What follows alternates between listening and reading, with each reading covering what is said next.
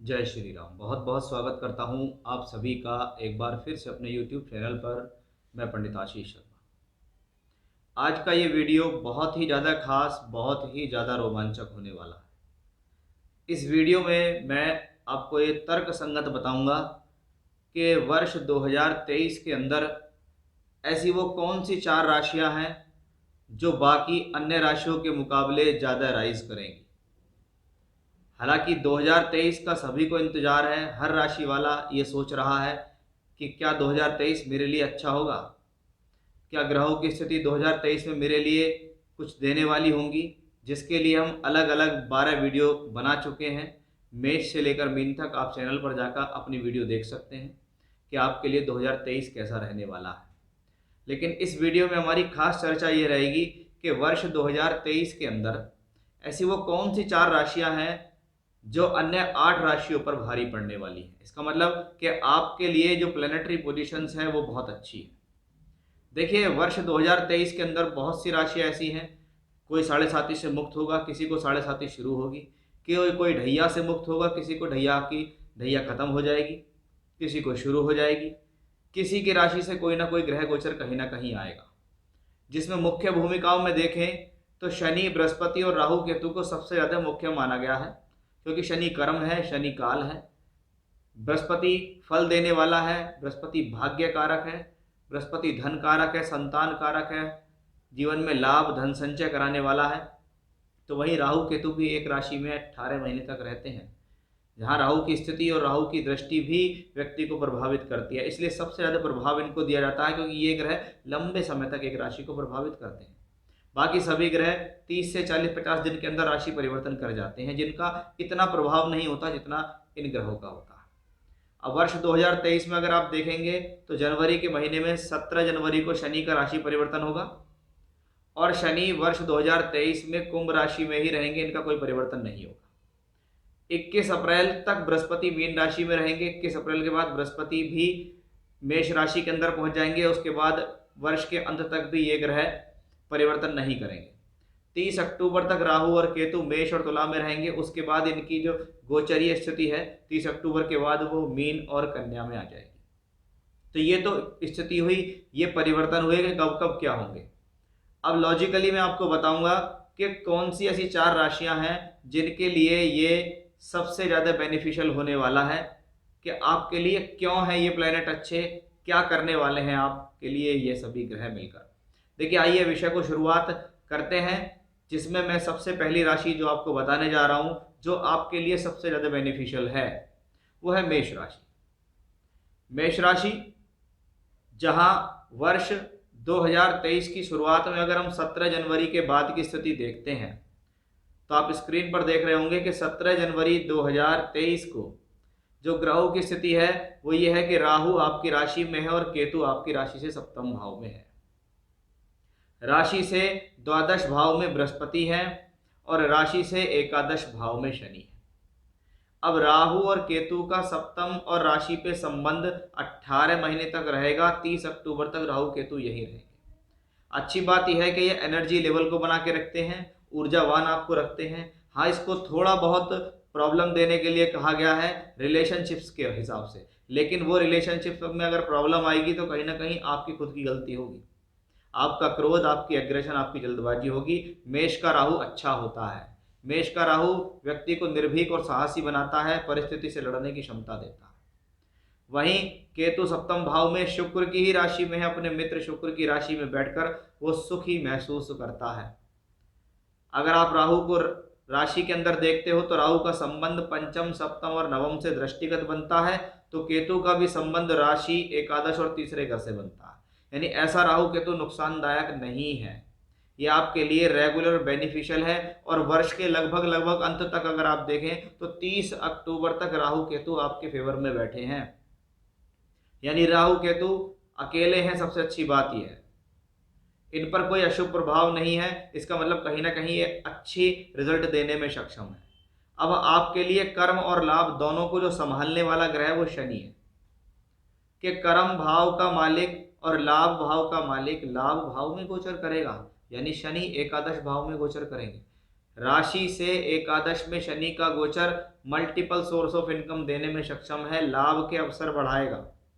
अगर आप चाह रहे हैं कुछ मेरे साथ अच्छा हो जाए, कुछ मेरे जीवन में बढ़ोतरी हो, कुछ मुझे अच्छा फायदा मिल जाए, मेरी इच्छा पूर्ति हो जाए, क्योंकि 11वां घर इच्छाओं का प्रबल भाव है, वृद्धि का भाव है ये। यहाँ गया हुआ कोई भी ग्रह उससे संबंधित कारकत्वों की वृद्धि करता है।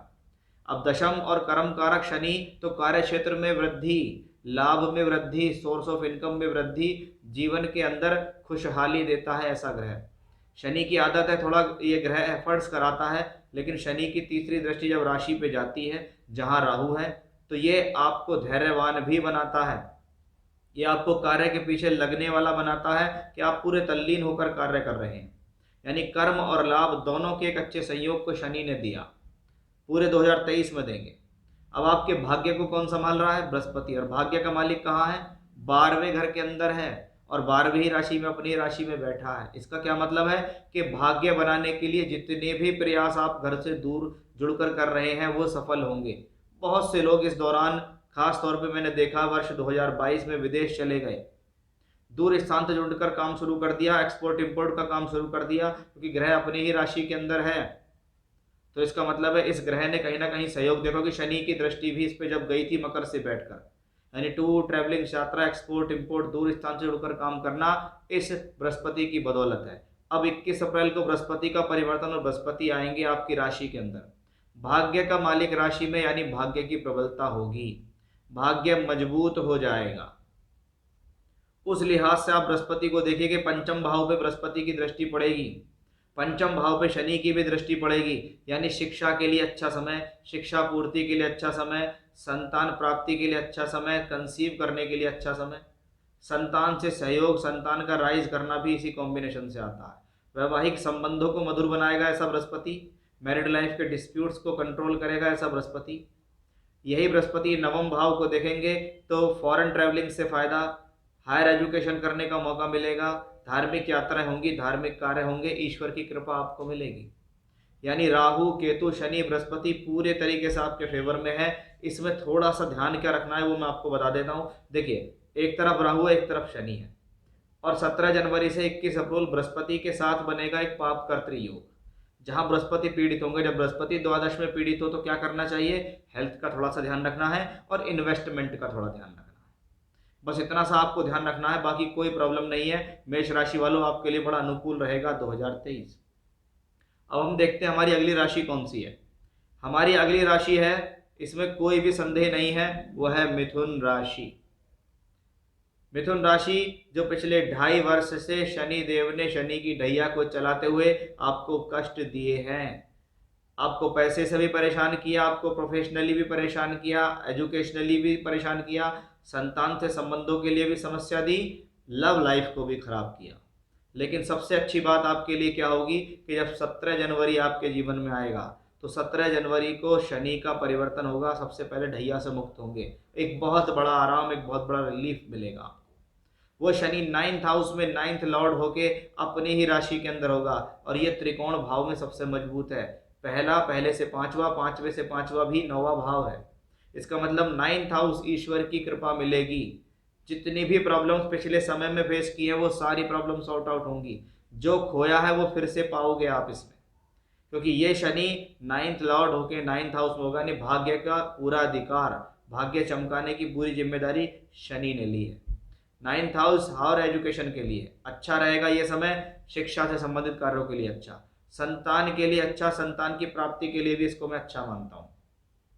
इस शनि के द्वारा आपको भगवान की कृपा मिलेगी, इसमें भी कोई संदेह नहीं है, क्योंकि ये लक्ष्मी त्रिकोण है, इसलिए धन बरसेगा, धन आएगा, धन के रास्ते खुलेंगे। अब शनि की एकादश भाव पे पड़ रही दृष्टि लाभ के अवसर तो देती है, लेकिन इस दौरान थोड़ा सा ध्यान रखें, अगर आपसे कोई बड़ा भाई बहन है उसके साथ संबंधों को अच्छा रखें, और उसके स्वास्थ्य में भी कुछ परेशानी आ सकती है। शनि का संबंध आप देखिए, तीसरे भाव पर दृष्टि देगा शनि, और छठे भाव पर दृष्टि देगा, यानी मेहनत से पीछे नहीं हटेंगे, शत्रुओं को परास्त करते हुए जीवन में आगे बढ़ेंगे, तो शनि खोलेंगे आपकी किस्मत के द्वार, इसमें कोई संदेह नहीं है।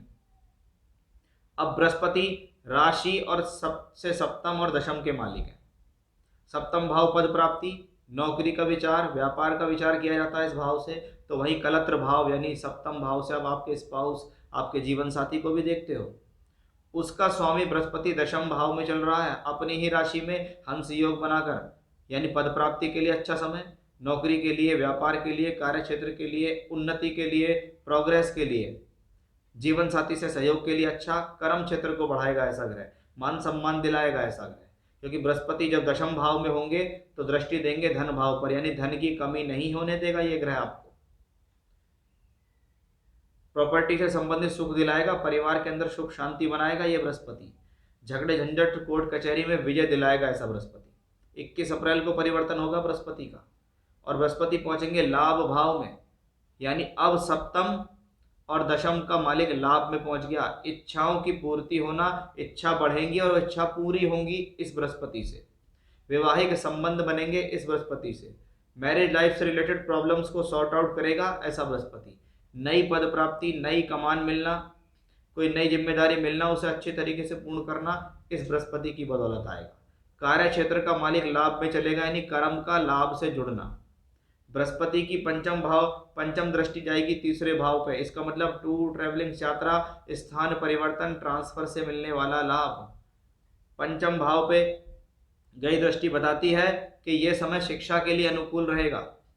एजुकेशनली बहुत अच्छा समय होगा, आप अपनी शिक्षा में अच्छी प्राप्ति करेंगे। संतान प्राप्ति के लिए अच्छा समय, संतान कंसीव करने के लिए अच्छा समय, यानी 21 अप्रैल से लेकर दिसंबर के अंत तक बेहतर स्थिति। तो वहीं राहु केतु को आप देखिए, ये ऑलरेडी पंचम एकादश को संभाले हुए हैं। अभी तक पंचम भाव में केतु था, उस पर शनि की दृष्टि पड़ रही थी, इसलिए प्रॉब्लम थी ज्यादा। लेकिन अब शनि की दृष्टि से मुक्त हो जाओगे आप 17 जनवरी को। अब केतु पूरी तरीके से अपने फल देगा, क्योंकि इस पर कोई अशुभ प्रभाव नहीं रहेगा। बाद में इस पे बृहस्पति का प्रभाव आएगा, जो 5वें घर से संबंधित अच्छे फलों को बढ़ा देगा। यानी शिक्षा से संबंधित आई कोई भी रुकावट सॉल्व होगी, लव रिलेशनशिप्स बढ़िया रहेंगे, बुद्धि ठीक प्रकार से काम करेगी। और राहु तो 11th में बैठकर अच्छा हो ही जाएगा, क्योंकि उसका संबंध दशम के मालिक बृहस्पति से बनेगा। यानी राहु और बृहस्पति का ये सहयोग, क्योंकि राहु और बृहस्पति दोनों अपनी पंचम दृष्टि से जब देखेंगे तीसरे भाव पर, तो जो लोग चाहते हैं नौकरी परिवर्तन, तबादला हो जाए, ट्रांसफर हो जाए, दूर स्थान से उड़कर काम कर लें, कुछ नया लाइफ में क्रिएटिव हो जाए, उनके लिए एक बड़ा बेहतरीन सहयोग यहाँ हमें बृहस्पति से मिलेगा, राहु के साथ मिलेगा। यानी मिथुन राशि वालों के लिए अच्छी अनुकूलता वर्ष 2023 में हमें दिखाई दे रही है। अगली राशि के बारे में हम बात करते हैं। हमारी तीसरी राशि है सिंह राशि। बिल्कुल इसमें कोई भी संदेह नहीं है कि राशि से छठे घर में जब तक शनि चला है, इसने आपको रोग, ऋण और रिपु तीनों के संकेत दिए हैं। इसने आपको हेल्थ इश्यूज भी दिए हैं, इसने आपको झगड़ा झंझट परेशानियां भी दी हैं, इसने आपको कर्ज भी करा है, इसने लोन की ईएमआई से भी आपको परेशान करा है, आपको इसने डिप्रेशन भी दिया है। तो सबसे पहला राहत किससे मिलेगी? शनि से। राशि से सप्तम में शनि आएंगे, अपनी मूल त्रिकोण राशि में शशि योग बनाकर चलेंगे 17 जनवरी के बाद। इसका मतलब है 7th हाउस रिलेटेड सारी पूर्तियां होंगी, यानी पद प्राप्ति के लिए अच्छा समय। यहाँ शनि वर्ष 2023 में अच्छी नौकरी दिलाएंगे, अच्छा सम्मान दिलाएंगे, सामाजिक स्थिति को मजबूत करेंगे, रोग को खत्म करेंगे, कर्ज से मुक्ति करेंगे, झगड़े झंझट प्रॉब्लम कोर्ट कचहरी इन सब से आपको दूर करेंगे ऐसे शनि। शनि का सप्तम भाव में आना, लंबे समय तक रहना वैवाहिक संबंधों के लिए शुभ है। इस दौरान विवाह से संबंधित स्थितियां मजबूत होंगी। विवाह नहीं हो रहा है, प्रयास कर रहे हैं, तो ये शनि आपका विवाह कराएगा। नवम भाव पे शनि की तीसरी दृष्टि जहां राहु है, इस दौरान दो चीजों का ध्यान रखना है, पिता से संबंध और पिता का स्वास्थ्य, दोनों में प्रॉब्लम आ सकती है। अदरवाइज आप अपनी मेहनत से अपने भाग्य को बनाएंगे। ये शनि की तीसरी दृष्टि कहती है कि जिस भाव पे शनि की तीसरी दृष्टि जाती है वहां से एफर्ट्स होते हैं, लेकिन उन एफर्टों से विजय भी तो मिलती है। अब मूल त्रिकोण राशि का शनि जब नवम भाव पे दृष्टि डालेगा तो आप अपनी मेहनत से भाग्य बनाओगे। शनि की दृष्टि आपकी राशि के ऊपर जाएगी, यानी अनुशासनबद्ध बनाएगा आपको। शरीर से अब खिलवाड़ नहीं होगा, अब पहले के मुकाबले एक्टिव नजर आएंगे, पहले से मुकाबले धैर्य आपका ज़्यादा बढ़ जाएगा। शनि की चौथे भाव पे दृष्टि ये बताएगी कि इस दौरान भूमि, जमीन, जायदाद, प्रॉपर्टी से संबंधित कोई ना कोई काम अच्छा आपके लिए होने वाला है। वहीं बृहस्पति को आप देखिए, शास्त्र कहता है अगर पंचम का स्वामी अष्टम का मालिक भी हो जाए तो उसे अष्टम का दोष नहीं लगता। पंचम का मालिक बृहस्पति अष्टम भाव में है, धन का स्वामी है, धन का कारक है, लक्ष्मी त्रिकोण पंचम का मालिक है, और अष्टम से बैठकर धन भाव को दृष्टि देता है। इसका मतलब ये ग्रह धन की कमी नहीं होने देता, ये ग्रह किसी न किसी प्रकार से सोर्स ऑफ इनकम देता है। अब पंचम का मालिक अष्टम में है तो शिक्षा के लिए अच्छा है, क्योंकि अपने से चौथे सुख स्थान में है। रिसर्च के कार्यों के लिए अच्छा है, आप अपनी पढ़ाई से कुछ शोध करने के सक्षम है, आपको उसमें सक्सेस मिलेगी। जब बृहस्पति 21 अप्रैल को पहुंच जाएंगे 9th हाउस में, तो पंचम का मालिक नवम में, इसको बोलेंगे दोहरा धन योग, कि लक्ष्मी त्रिकोण का मालिक लक्ष्मी त्रिकोण में बैठता है। और एकमात्र बृहस्पति इतना बेनिफिशियल है जो जहां बैठेगा वहां से त्रिकोण भावों को कवर करेगा, यानी मान सम्मान को गिरने नहीं देगा, कॉन्फिडेंस लेवल बढ़ाएगा, समझदारी को बढ़ाएगा, विवेक बढ़ाएगा आपका। नवम से बैठकर बृहस्पति वापस पंचम भाव को देखेंगे। धार्मिक यात्रा से लाभ, एजुकेशनली फायदा, हायर एजुकेशन से लाभ, संतान से संबंधित स्थितियों के लिए अच्छा। संतान की अगर प्रॉब्लम किसी प्रकार से भी चल रही है तो संतान इस दौरान अच्छा करेगी, संतान राइज करेगी। संतान प्राप्ति के लिए अच्छा समय, कंसीव करने के लिए समय अच्छा, गर्भ धारण करने के लिए अच्छा समय। बृहस्पति की दृष्टि 3rd हाउस पे है, इसका मतलब ऐसे समय में पढ़ाई के लिए कहीं बाहर जा सकते हैं, पढ़ाई के लिए परिवर्तन कर सकते हैं, काम के लिए या कुछ सीखने के लिए या कुछ करने के लिए आप अच्छा कर सकते हैं इस दौरान। धन के आगमन तो यह ग्रह बनाएगा ही, क्योंकि ये लक्ष्मी योग में है ही। और राहु पंचम में है, केतु 3rd में है। ये राहु केतु नवम और तीसरे से संबंध बनाते हैं। तीसरा छोटी बड़ी यात्राओं के लिए जाना जाता है, ट्रांसफर परिवर्तन के लिए जाना जाता है। तो नवम भाग्य है कि मैंने अपने भाग्य को परिवर्तन से जगाया, उसको बृहस्पति का सहयोग मिलेगा, पंचमेश का गोचर वहां चलेगा, तो ये एक बड़ी शुभ स्थिति हो जाएगी।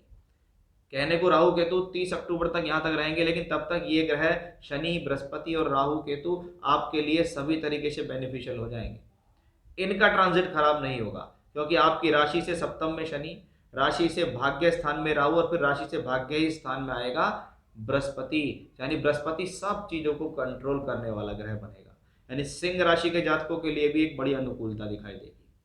हमारी आखिरी राशि है कुंभ राशि। कुंभ राशि भले ही शनि की 7.5 चल रही थी, लेकिन 7.5 का सेकंड फेस आपके लिए अनुकूल है, क्योंकि यहां शनि स्वराशि के तो होंगे ही, यहां शनि मूल त्रिकोण राशि के भी होंगे। यहां शनि शश योग बनाकर भी चलेंगे, और ये शनि मकर से मजबूत है, क्योंकि मकर आपकी 12वीं राशि है आपकी राशि से, जबकि शनि की जो राशि कुंभ है वो आपकी राशि के ही लॉर्ड है, इसलिए आपकी राशि अच्छी है। ये वायु तत्व राशि है, ये विचारों का आवागमन देगी, आपके माइंड में नए नए विचार आएंगे, उन विचारों पे आप वर्क करेंगे, क्योंकि शनि वर्क कराने वाला ग्रह है और आपको उससे सफलता मिलेगी।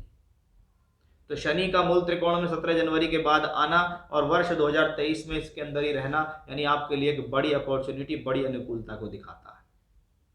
अब यही शनि तीसरे भाव पर दृष्टि देगा, यानी कॉन्फिडेंस लेवल को बढ़ाएगा, मेहनत करने की क्षमता को बढ़ाएगा, आप निर्भीक रहेंगे, आप साहसी बनेंगे।